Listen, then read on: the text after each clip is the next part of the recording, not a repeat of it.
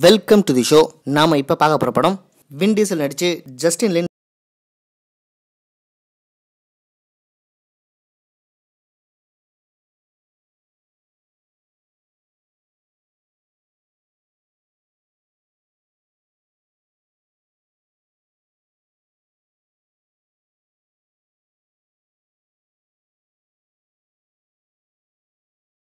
இந்த படம் மே 19 China, Korea, ஹாங்காங்கில் ரிலீஸ் ஆயிடுச்சு. வேர்ல்டு வைட் மற்ற ஊர்கள்லாம் வர ஜூன் 25 ரிலீஸ் பண்ண போகிறோம்னு சொல்கிறாங்க. பார்ப்போம் இந்தியாவில் ஜூன் 25 ரிலீஸ் ஆகுதா இல்லையான்னு. அட்லீஸ்ட் 50% ஆக்குபென்சிலாச்சும் இந்த படத்தை போட்டே ஆகணும்.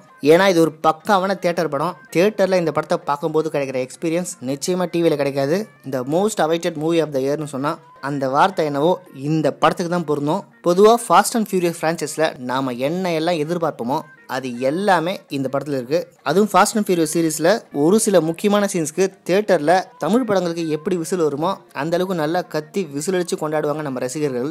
அந்த மாதிரி முக்கியமான கூஸ்பம் சீன்ஸ் இந்த படத்தில் நிறைய இருக்குது. படம் பார்க்க வந்த பார்வையாளர்கள் எல்லாருக்கிட்டையும் என்ன படையா எப்படி எடுத்து வச்சிருக்காங்க பாருங்கன்னு, ஹாலிவுட் படம்னா ஹாலிவுட் படம் தான் அப்படின்னு தியேட்டரில் படம் பார்த்துட்டு வெளியே வந்தவங்க பல பேர் பரவசப்பட்டு சொல்ல போகிறாங்க பாருங்கள். சரி, இந்த படத்துடைய கதையை பற்றி பார்க்கலாம் வாங்க. இந்த படத்தில் அப்படி என்ன புது கதையாக இருக்கும்? ஏற்கனவே 8 பார்ட்டில் என்ன கதையாக இருந்ததோ, ஃபிசிக்ஸில் பாசிபிளே இல்லாத பல அதிசய காட்சிகளும் பிரம்மாண்ட சண்டை காட்சிகளுக்கும் குறைவே இல்லாத படம் இது. இந்த படத்துடைய ஸ்டார்டிங்கில் வழக்கம் போல் எல்லா அட்டுழியங்களையும் பண்ணிக்கிட்டு தனக்கு ஒன்றுமே தெரியாத மாதிரி ஒரு துறவர வாழ்க்கையை ரொம்ப எளிமையான குடும்பத்தோட வாழற மாதிரி இந்த படத்துடைய ஹீரோக்களை காட்டுவாங்க. அண்ணனா தம்பியா யார் ஜெயிச்சாங்க, அப்புறம் இந்த உலகத்தை எப்படி காப்பாற்றினாங்கன்றது தான் மீதி கதை. எப்போ இந்த மாதிரி படங்களில் ஸ்டோரியில் முக்கியத்துவம் கொடுத்தாங்க? என்ன அப்படி புது விதமான கதையை திணிச்சிருந்தாங்க? ஒன்றும் கிடையாது. கதையெல்லாம் ஒன்றும் முக்கியம் இல்லை. ஜனங்க எதிர்பார்க்கறது மிகவும் வித்தியாசமான சண்டை காட்சிகள். அது இந்த படத்தில் இருக்கான்னு கேட்டிங்கன்னா நிறைய இருக்குது. ஒரு முக்கியமான டிவைஸை பேஸ் பண்ணி தான் இந்த படத்தை எடுத்து வச்சுருக்காங்க. அந்த டிவைஸ் பார்க்க எப்படி இருக்குன்னா, தர்பூசணியை 2 வெட்டினா அதில் ஒரு பாதி எப்படி இருக்குமோ அந்த மாதிரி இருக்குது. இந்த படத்துடைய மெயின் வில்லி சைஃபர். அவங்க ஒரு சைபர் டெரரிஸ்ட். இந்த படத்தில் வர முக்கியமான கிரிமினல் மாஸ்டர் மைண்ட். இந்த படத்துடைய ஹீரோவான வின் டீசலோட தம்பியான ஜாக்கப்பை வச்சு வின் டீசலை முறியடிச்சு அந்த டிவைஸை கைப்பற்றணும்னு நினைக்கிறாங்க. அந்த டிவைஸ் டெக்னாலஜியை வச்சு உலகத்தில் இருக்க எல்லா வெப்பனையும் தான் கண்ட்ரோலில் வைக்கணும்னு நினைக்கிறாங்க. எல்லா வெப்பனும் தான் கண்ட்ரோலில் வந்துச்சுன்னா இந்த உலகத்தை ஈஸியாக அடிக்கலான்ற அவங்க எண்ணத்தை, அந்த கொடூரமான எண்ணத்தை எப்படி ஹீரோ முறியடிச்சாரு, எப்படி இந்த உலகத்தை அவங்க கிட்டேருந்து காப்பாற்றினாருன்றது தான் மீதி கதை. எப்பேற்பட்ட கதை பார்த்தீங்களா? நாம் இதுக்கு முன்னாடி இந்த மாதிரி கதையை கேள்விப்பட்டிருக்கோம். அதுவும் இந்த உலகத்தை அழிக்கணுன்ற ஒரு எண்ணத்தையே ஒரு கூட்டம் சுற்றிக்கிட்டு இருக்கு. அவங்க கிட்டேருந்து இந்த உலகத்தை காப்பாற்றுறதே நம்ம ஹீரோக்களுக்கு வேலையாக போச்சு. பட் இங்கே அது முக்கியம் இல்லை. பிரம்மாண்டமான ஆக்ஷன் சீக்வன்ஸ், கார் சேசிங், 2 பெரிய தலைங்க சண்டை போடுறது. அது மட்டும் இல்லை, ஒவ்வொரு ஃபாஸ்ட் அண்ட் ஃபியூரியஸ் படத்துலையும் ஒரு புது வில்லனை இன்ட்ரோடியூஸ் பண்ணுவாங்க. முதல்ல அந்த வில்லன் வின் டீசல் கட்டியும் பால் வாக்கர் கட்டியும் பயங்கரமாக சண்டை போட்டு மோதிப்பாங்க. கடைசியில் ட்விஸ்ட் என்னன்னா, ஹீரோ வில்லனும் ஒன்று சேர்ந்துருவாங்க. அதுக்கடுத்து வரப்போகிற பாட்டில் அவங்க 2 பேரும் ஃப்ரெண்ட் ஆகி அடுத்து வர வில்லன் கிட்ட மோதுவாங்க. த சேம் டெம்ப்ளேட் இந்த படத்துலையும் ஃபாலோ பண்ணியிருக்காங்க. இந்த படத்தில் மொத்தம் பிரம்மாண்டமாக ஒரு 4 ஃபைட் சீக்வன்ஸ் இருக்குது. படத்தோட இன்ட்ரடக்ஷன் 1, இன்டர்வல் சீன் 1, ப்ரீ கிளைமேக்ஸில் ஒரு சேசிங்கு, கிளைமேக்ஸில் படு பயங்கரமான 30 சக்கர லாரி வச்சு ஒரு பிரம்மாண்டமான ஆக்ஷன் சீக்வன்ஸ் எடுத்திருக்காங்க. ஒவ்வொரு ஸ்டன் சீக்வன்ஸுமே கிட்டத்தட்ட ஒரு 1/4 மணி நேரத்துக்கு மேலே ஓடுது. இந்த படத்தோட டியூரேஷன் என்னமோ 2 மணி நேரம் 25 நிமிஷம். கிட்டத்தட்ட படத்தில் வர நேரத்தில் பாதி நேரம் ஸ்டன் சீக்வன்ஸ் தான் போயிட்டுருக்கு. அதனால படம் நிச்சயம் எங்கேயும் பெருசாக போர் அடிக்கல. இந்த படத்துடைய பட்ஜெட் $200 மில்லியன். நம்ம ஊர் காசுக்கு கணக்கு போட்டோன்னா கிட்டத்தட்ட ஒரு 1500 கோடி வரும். அவ்வளோ பெரிய பட்ஜெட்டுக்கு இந்த படத்தை எடுத்து வச்சிருக்காங்க. பொதுவாக ஹாலிவுட்டில் பிரம்மாண்ட ஹிட் அடிச்சு பயங்கர கலெக்ஷன் பண்ண படங்கள்லாம் இந்தியாவிலே அந்த படம் நல்லா ஓடி கலெக்ஷனை வாரி குவிச்சதுன்னு நினைப்பாங்க. அப்படிலாம் ஒன்றும் கிடையாது. ஹாலிவுட்டில் US பாக்ஸ் ஆஃபீஸில் பயங்கர கலெக்ஷன் பண்ண படங்கள் இந்தியாவில் அட்டர் ஃப்ளாப் ஆயிருக்கு. அதில் குறிப்பாக சொல்லப்போனால் star Wars series, twilight series, ஏன் ஹாரி பாட்டர் சீரிஸ் கூட மொதல் 4 பார்ட் ஓடின அளவுக்கு அடுத்த 4 பார்ட் இந்தியாவில் ஓடலை. அது மட்டும் இல்லை, ஹாலிவுட்டில் ஏகப்பட்ட அனிமேஷன் படங்கள் சீரியஸாக எடுத்து தள்ளுவாங்க. அதெல்லாம் இந்தியாவில் கண்டுக்கவே மாட்டாங்க.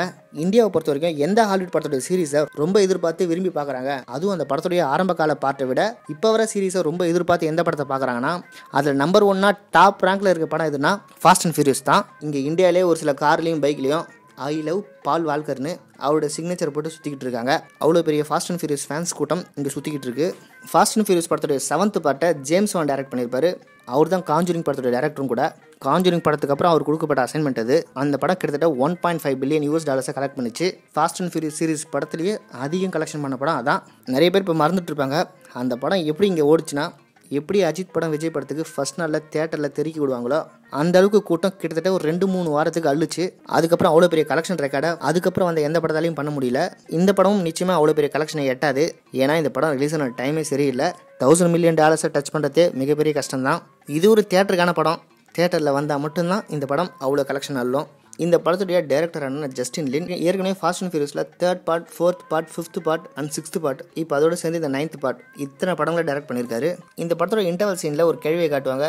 தாய் கேள்வி ஷாவோட அம்மா அவங்கள வச்சு ஒரு கார் சேசிங் இருக்கும். கேள்வி என்ன தாறுமாறா ஓட்டும், யாருமே அந்த சீன் எதிர்பார்த்துருக்க மாட்டீங்க.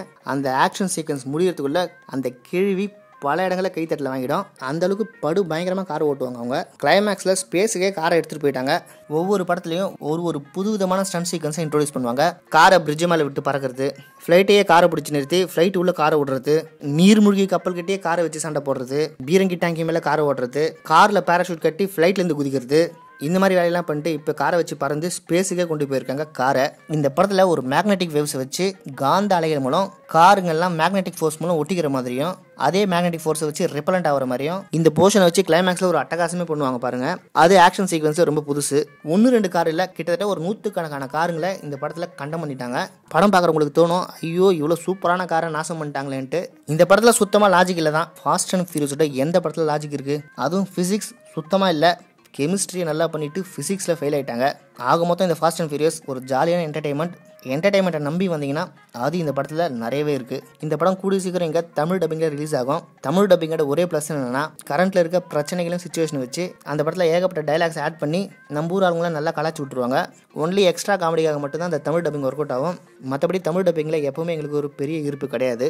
இது ஒரு ஃபிசிக்ஸுக்கு எதிரான படம் தான். ஃபிசிக்ஸ் ஸ்டூடெண்ட்ஸ் அண்ட் டீச்சர்ஸை தவிர்த்து மீதி எல்லாரும் நிச்சயம் இந்த படத்தை பார்க்கலாம்.